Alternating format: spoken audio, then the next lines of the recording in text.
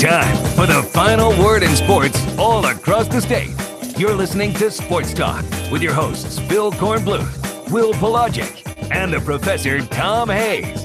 You've been waiting all day, so join the show now by calling 800-956-7266.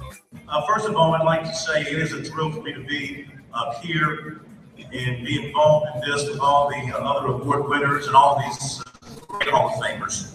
Clearly, I'm the odd man out when it comes to the pure athletic ability that is out here tonight. Of course, just like the athletes being enshrined here tonight, I've had great support all along the way. My wife, Marisa, and my kids, Ashley and Hayden, understood the long hours and the days away from home required for me to do what I needed to do. I'd like to say to all you athletes and coaches in the audience, thank you for all you have done. Thank you for giving us so much to cheer about. Thank you for the great wins and the controversial losses. And thank you for giving us Boy from Lada so much to talk about over all these years. Thank you very much. I truly appreciate it. God bless everybody.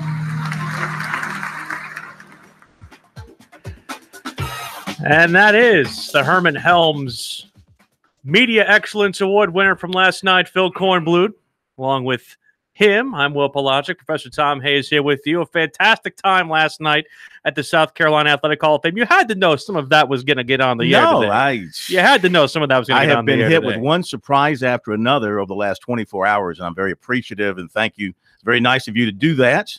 And, Coach Jeffries did throw the flag at me. Yeah.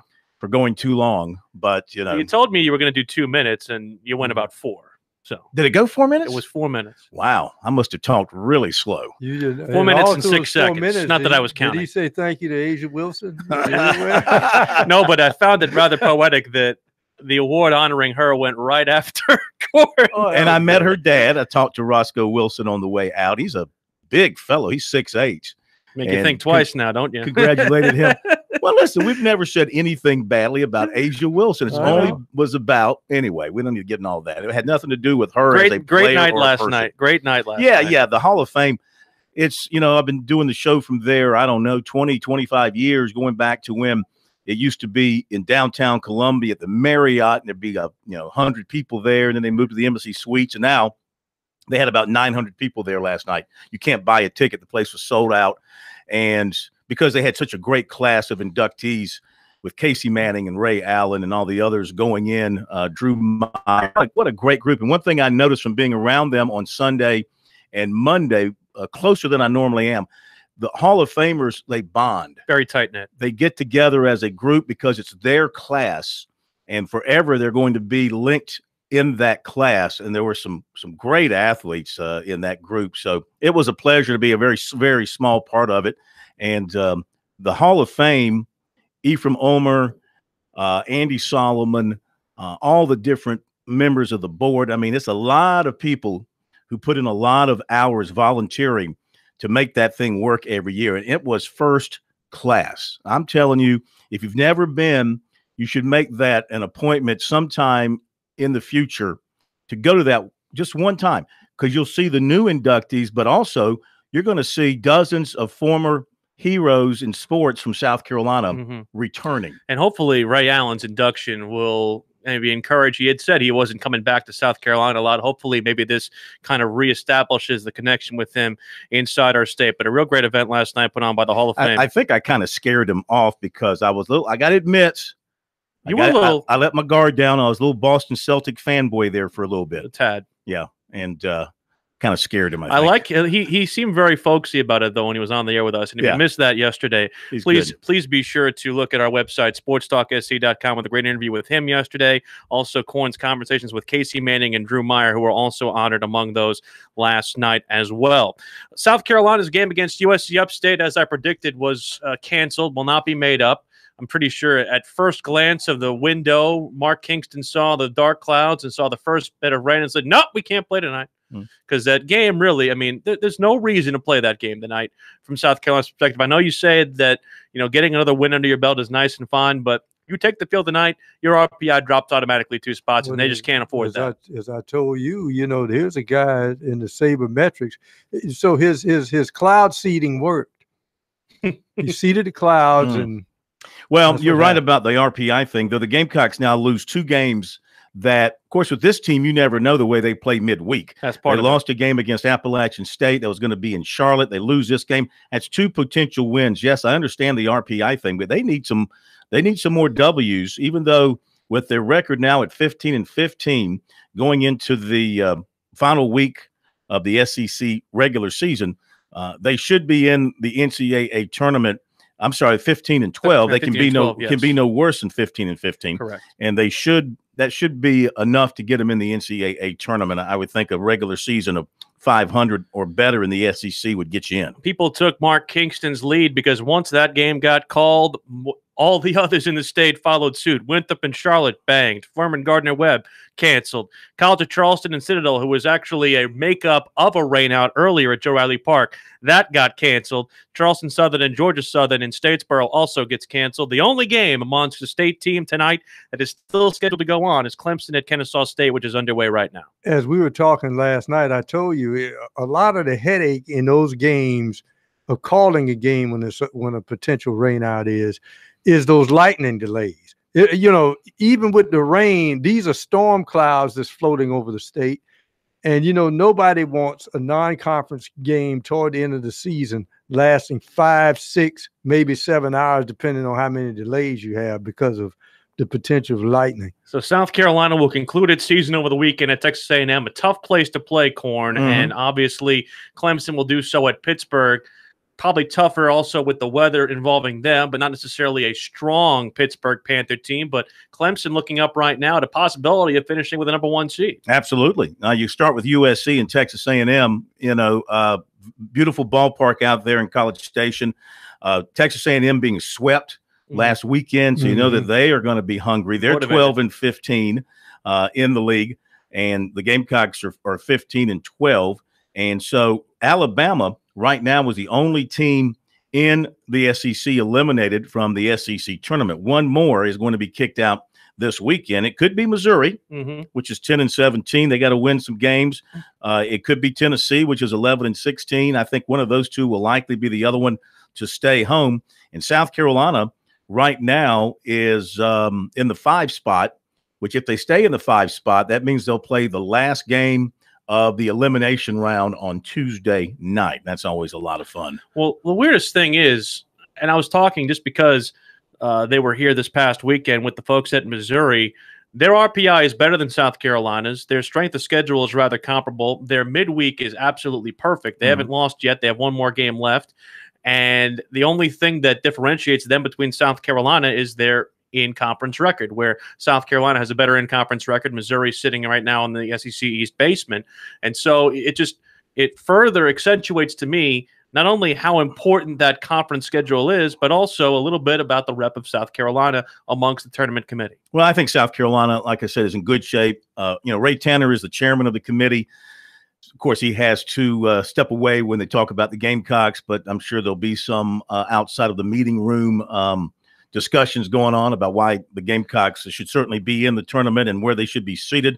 The projections today from D1 baseball, their projection has South Carolina as a number 2 seed playing at Duke in the Duke Regional.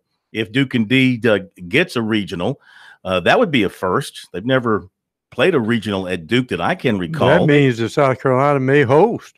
Even though it's the Durham Regional, they could host and be the number 2 seed, but Duke be a number 1. I see what you're saying. No, they're projecting the regional for Durham. They're saying Duke will host. Yeah, well, you can have the Durham Regional and just play it in Columbia. Just be the Durham Regional. No, I don't think they do it that way. Duke would be the 14 national seed. Clemson is down as a host as the number 8 national seed with Oklahoma State. You don't want to see them again. Indiana and Yale, and they've got mater, right? No, Harvard. Oh, okay. And then Coastal, a number 16 national seed to host with UConn, number 2, Mississippi State, the 3 seed, and Kent State, the 4. Mississippi State would be a bit of a job for Coastal Carolina. I would not want to see the Bulldogs in Conway if I was Gary Gilmore's squad. A little bit of a mess last night involving one of South Carolina's most prized 2019 recruits.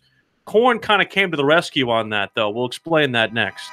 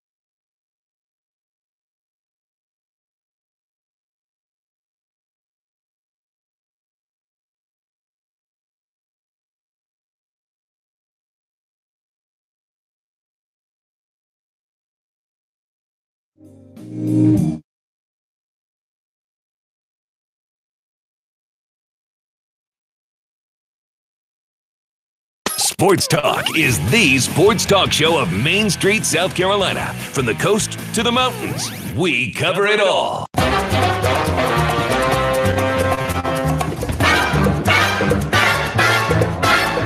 Sports Talk, South Carolina Radio Network. Willie P. also involved with Phil Kornblut and Professor Tom Hayes. 800-956-7266 is the phone number. I'm going to let you set this up because last night there was a lot on our Twitter while you were watching Ray Allen get his acceptance speech and all that. Mm-hmm. There was a lot of noise on the Gamecock Twitter, and it was not all very happy concerning one of their 2019 prize recruits. Right. Yeah, I saw it when I got home and started doing a little work. And the Ryan Helinski, Gamecock quarterback commitment for 2019, an Elite 11 selection. So he's a prize quarterback, the future of your franchise, the face of your team, perhaps in the years moving forward. So he had put out a tweet earlier in the evening, apparently showing some displeasure over the fact that South Carolina had offered another 2019 quarterback, but did not tell him. He wasn't made aware of it. While at the same time, while he has gotten offers from Ohio State, LSU, UCLA, he was keeping the Gamecocks informed about that and what was going on there. So he just sort of felt like he was being left out in the cold by coaches that should be keeping him informed. It's not about offering another quarterback. He fully knows that they're going to sign or try to sign another quarterback in the class. He understands that. He just felt like, keep me in the loop. And so he put out a tweet, and I think that got the ball rolling. Hale McCranahan from SEC Country contacted him and wrote a story, a Q&A with him. And some of his comments were of the worrisome type if you are a Gamecock fan, because he talked about, well, if they're not going to tell me what's going on, then I might take some other visits and things like that, sort of a kind of throwing down the gauntlet sort of thing. So later in the evening, he put out another tweet that indicated that everything was cool. So that's when I called him and did an interview with him. And basically he said he got a text from Muschamp asking him to call. He called Muschamp.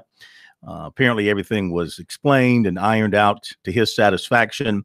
And he feels still solidly committed to South Carolina. No plans on taking visits anywhere else at this time. We'll get back to visit South Carolina at some point. Can't come in the weekend that they've got their first summer official visit weekend, because that's when he's at the Elite 11 competition. But he'll try and come in some other time. So at this point in time, it appears everything's been smoothed over, and the understanding is that they'll keep him in the loop whenever they make an offer to a 2019 guy. I'm going to be very careful the way I say this because I don't want to bash the kid. But at the same time, I think Will Muschamp has an obligation to his franchise first. So, I mean, I hate using the word franchise, but it has an obligation to his team first.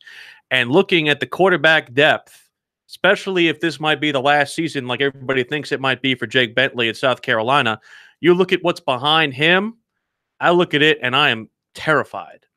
And I have to do what's best for the team and what's best for the team's depth going forward. And I think even if you take Ryan Helinski and you look at another quarterback, I see no problem with that. Well, don't confuse that with what his concern was. Again, he's not caught up with South Carolina recruiting another quarterback. I understand. When he committed, he was told, he said, that they'd be trying to sign 2 quarterbacks in this class. So the competition idea and them having another quarterback commitment in the class is not what his concern was. His concern was, from where he's sitting, rightly or wrongly, he felt like when South Carolina offers another 2019 quarterback, they should at least let him know and say, hey, we're offering this guy, just letting you know. Just like he feels like he didn't have to let them know that he got the offers from LSU, UCLA, and Ohio State before he put it on Twitter, but he notified them to let them know and also let them know there's no problem here. Don't worry about it. It's all about communication. And look, if you're a coach and you've got who you think is a franchise quarterback and a big-time quarterback, and you know the way football is now, the quarterbacking position is everything. I understand. You should do everything you can to keep everybody happy and feeling like they're in the family. I've got no problem with him asking the coaches, just let me know when you offer a guy like that, so I'll be aware of it. He didn't want to see it on Twitter. He didn't want to be surprised by seeing it on Twitter. He feels like, I think he feels like he's big enough part of the family and close enough to the coaches now and recruiting for them as well on the West Coast, making phone calls, that they should let him know when they offer a quarterback before it comes out on Twitter. I'm kind of ambivalent about that, because then you can throw it back and say, did Muschamp tell DeCarrion Joyner they were recruiting Helinski? Yeah. Or was he kept in the loop? I mean, sometimes different class. Huh? Different class. Yeah, but Same still, team. he's right. He's Different right class. there a year right behind They it, didn't though. know they were going to recruit Ryan Helinski when they They're probably recruited recruiting Ryan Helinski because they saw DeCarrion Joyner came in and he was a lot more green than they thought he was going to be. Well, no, I think you recruit the best quarterback you can recruit in every class. I understand that too. But here's the other thing. Again, I mean, are you going to? I know that the quarterback is more important. I just don't want to get to a point where we're extrapolating this over every position. Like, if you're saying that this is okay to do for a quarterback and not quarterback only, that's fine. I don't want to get to a point where we're now having to tell every position player on our recruiting board, oh, by the way, we're offering this other guy at your position. Like, I think it depends on the player. I think it depends on the quality of the player and how you have to recruit him. Every recruiting situation is different. You have to handle every player differently. Commitment's a two-way street now. It's not just South Carolina. It's Helinski as well. Well, so that's the other thing. I think the point he's making is he's fully committed to South Carolina. So then don't tweet out that you got an LSU offer or whatever else, other offer. Just say, you know what, I've shut down my recruitment. I don't want to hear from you. Well, he hasn't done that. That'd be my concern if I was the coach. Well, I get that's a good point. That's a good point. I just think he wants to be, from his standpoint, he wants to be included in the conversation. And if you're South Carolina and you want to keep him happy and you keep him in the fold, you do it. What's the big deal? Now, he might be the only one that you have to treat that way. There might be 2 or 3 others you need to treat that way. It all depends on the individual situation. It's about getting the guy at the end of the day, how you have to do it legally. And if that's what it takes to keep him happy, that's what you do. Key word you said was legally. Well, the other thing is, and this is where the young guys don't get it yet. You see the name on there and you're a little upset. Pick up the phone and call Muschamp.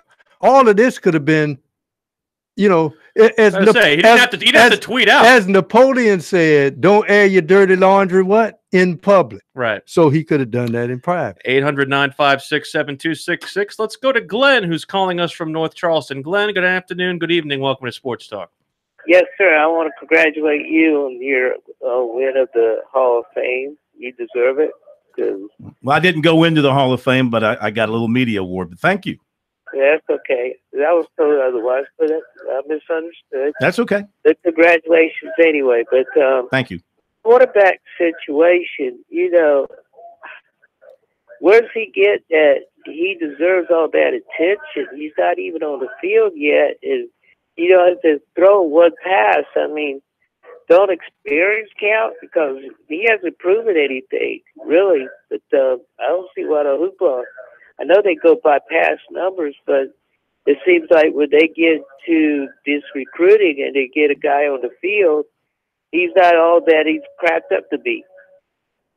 Welcome to the world of recruiting. Yeah. It's all about, about who's next. It's not about who's on the field. It's about who's next. What have you done? the way recruiting is now, your senior season is practically, from a recruiting standpoint, your senior season is practically useless. As long as you don't get hurt. Well, I mean, but by then, most of the big-time players are committed. Right. And if you get hurt, the school better honor the offer to you, especially if you're a primo player. If not, that'll come back and be mud in your face. And recruiting is all about potential. It's about what you think the guy is going to be able to do maybe right away or 2 or 3 years down the road. And they think, in South Carolina's case with Ryan Helinski, and apparently the scouts on the West Coast and those who see him all concur, this guy's a special quarterback with a big arm, good size, and he's very, very smart and motivated. So I think he checks all the boxes as far as a potential quality quarterback. I mean, again, I see all the things about, wanting to get the guy. I understand all that.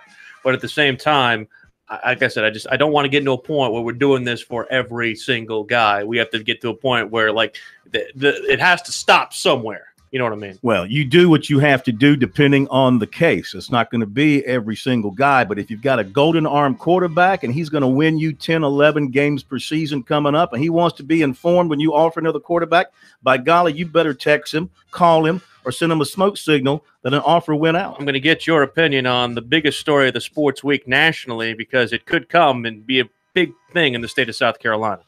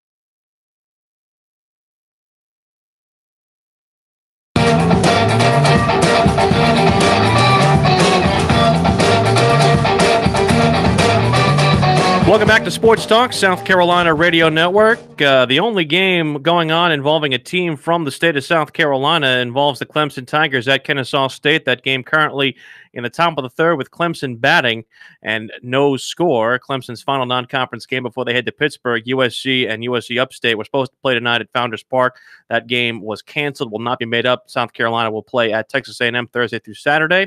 The Clemson golf team playing in the Bryan College Station Regional in the NCAA Men's Golf Tournament made up 12 shots today and now is just one behind first place Texas A&M in that regional at 17 under par. Texas A&M is at 18 under par in the lead. South Carolina also in that same regional at plus 11 after shooting 294 today as a team. They are 8 shots off the cut line behind Ole Miss, who sits at plus 3. Coastal Carolina in the Kissimmee regional right now at plus 2. They are in 10th place.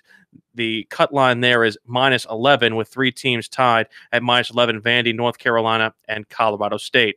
800-956-7266. We were talking about the Ryan Helinski little stir from last night. Let's go to Alex in Somerville, who joins us on Sports Talk. What's up, Alex? Yeah, well, quick about the topics, if not to get off topic too fast. I agree with Corn that you've got to recruit the best quarterback you can. Just go with it like that and play it strategically. But I have to be quick. I'm at work, so I have to get back inside real quickly. And I've called a few times before, and it's been about social issues of sports, and I was really bail on all of it. And I also call it something positive, and I've never been a big gambler. I don't buy lottery tickets or anything. I don't place bets, but I would say that the Supreme Court decision has completely brought me back in the fold. I can see placing bets on some golfers for a tournament, football. And it's really, and I'm not a big gambler. I can see how that'd be a lot of fun. And I'm like almost all the way right back in with sports because of this. So I had to hang up and listen to response, get back to work. Have a nice evening. Leads into right where I wanted to go next, Corn. Your thoughts on the Supreme Court situation that they had yesterday? I'm all in. I think it's a great idea. I think that if you are in the stock market or you buy a lottery ticket, it's a gamble. It really, anything that you do where where money's got to leave your hands and you're hoping to get more money back or you risk losing it, it's a gamble. So to me, if they were to legalize gambling in South Carolina, I know they want to make it strictly on professional sports. I see no reason why we can't have it on collegiate sports. I know the fear is, my goodness, you're going to run the risk of point shaving and all this kind of stuff. But if it's done right and it's regulated, believe me, the professionals that handle that stuff, I have no idea how it would work. But like in Las Vegas, they're the ones, by and large, that keep the eye on that and make sure there is no point shaving. They're the ones that alert the feds when they see a line start to move kind of funny.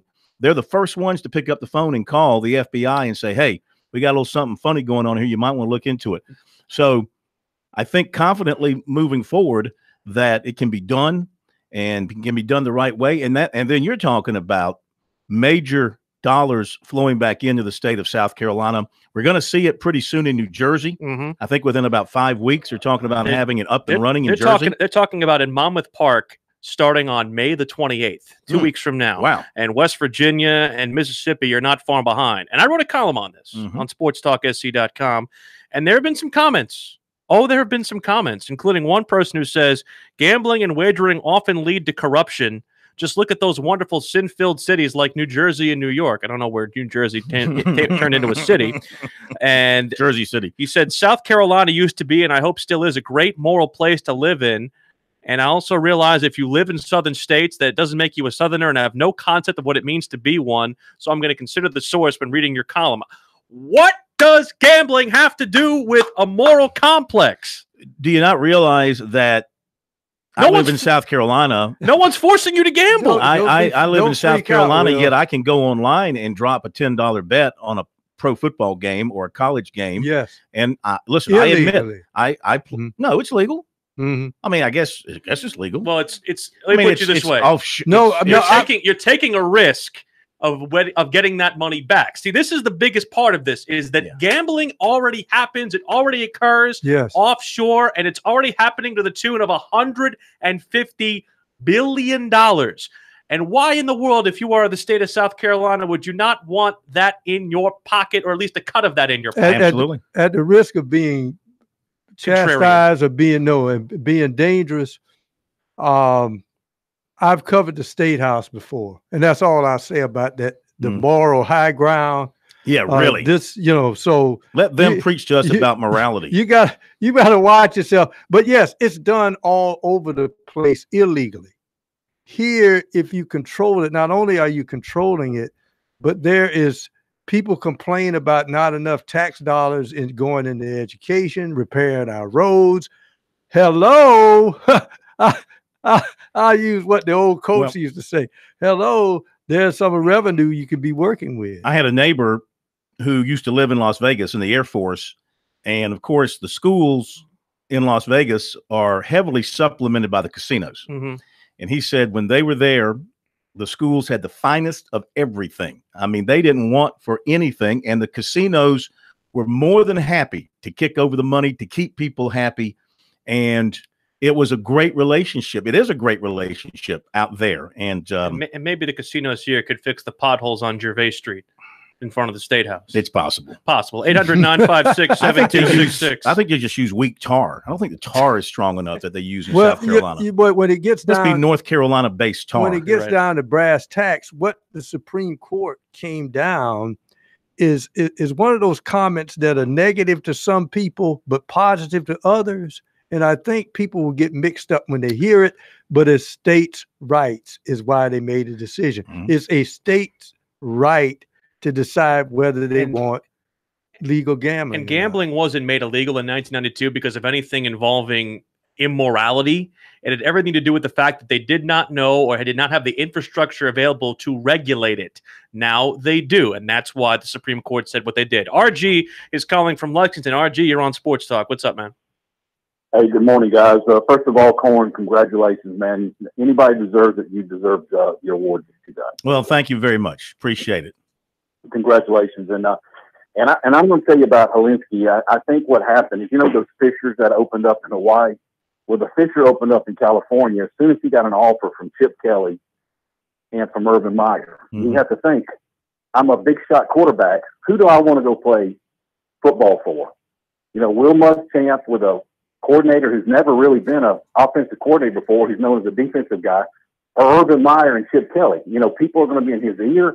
He's going to be thinking about that. And believe me, this has a long, long way to go before it happens.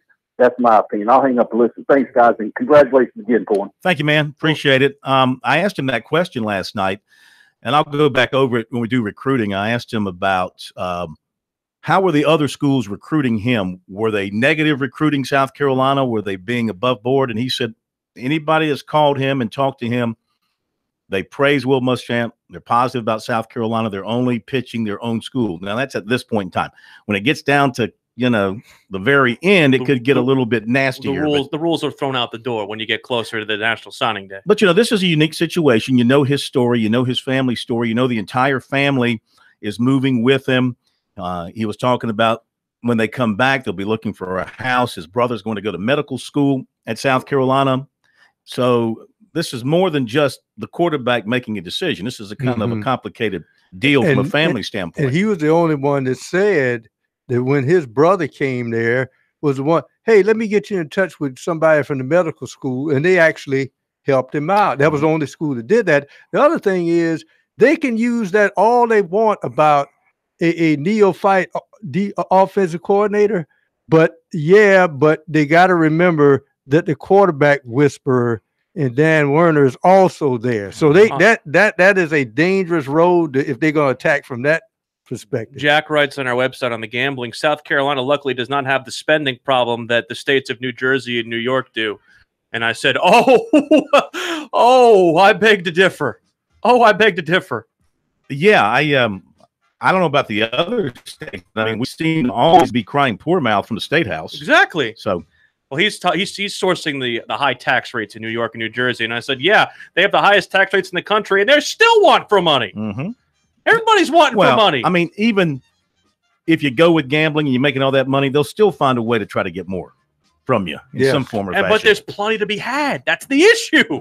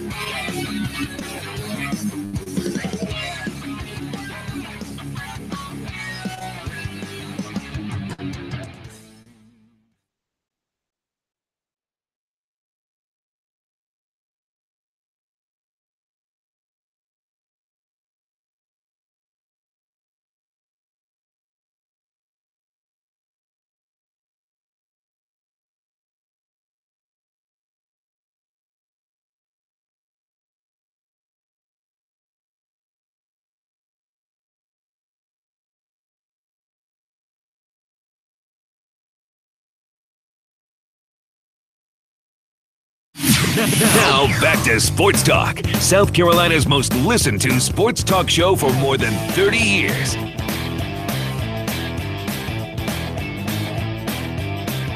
Radio Network. We are brought to you by Founders Federal Credit Union. Visit foundersfcu.com and see how they can assist you in all of your financial needs. About the only time that I'd be ever accused of not being loud enough. Thanks a lot, Brian. South Carolina's basketball team last year played the same opponent twice in the non-conference season. It was Western Michigan as a result of a little flaw in the scheduling there with the Puerto Rico tip-off.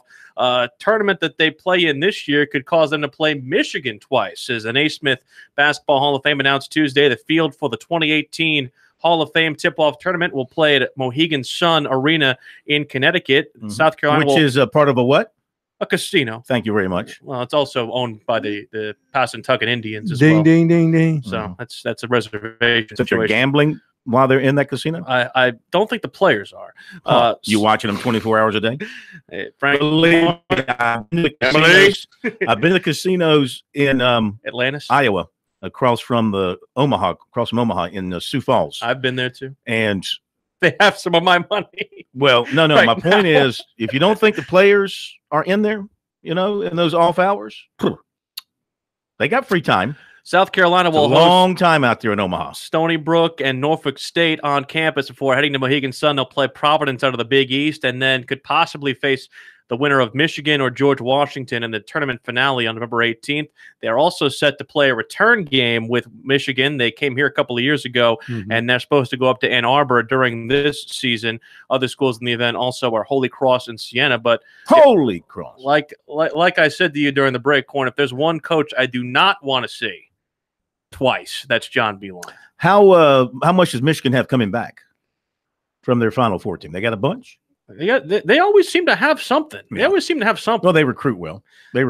By the way, did you see where NC State is picking up the transfer from Kentucky? Sasha Kalea Jones, yes. Who's a native of Chapel Hill. That'll be interesting. 2 seasons at Kentucky. He'll redshirt next year, 2 years of eligibility. And so there you go. NC State picks up. And they lose the kid who Mo Wagner is no longer going to be at Michigan, so that's one your feather in your favorite, cap. your favorite foreigner. Yurt-7. Oh, Yurt-7. Yeah, he ended up going to Yurt-7. where? He transferred to, was it Pitt? No. Where did he transfer He transferred somewhere, I Yeah. think, in the SEC. No, I'm thinking it was. What am I thinking it was? Oh, Georgetown. Georgetown. That's right. He went to go play Patrick Ewing. One question I wanted to ask Ray Allen last night. Well, there's several questions I wanted to ask him. We just didn't have time. Would have been a great question to ask him about the Big East. When you played in the Big East, what was that like? The old Big East. The real Big East, yeah. What was that like against the players that you played against and the rivalries that you were part of in the days of the really good Big East? That would have been good. Well, the one thing about Connecticut in those days, and it may still be that way, I don't think as much, but when they were the Big East, I think they had the biggest press corps following when they hit on the road because of all the New York media followed UConn. We were talking earlier about the gambling. Someone just on our Twitter put at legalized gambling in Horry County only. Let casinos bid for the rights. Allow 3 big-time casinos, no mom and pops. Atlantic City would be done. That's the other thing is too. It's not just about the what's it called? Just betting inside the areas. It's all about the online and the app. You know what? I mean, Myrtle Beach is crowded enough as it is. I mean, it's crazy crowded. Right. Put the casinos in the dying towns like Latta. They're not going to Latta to play the gamble. No. My point is, yes, they will.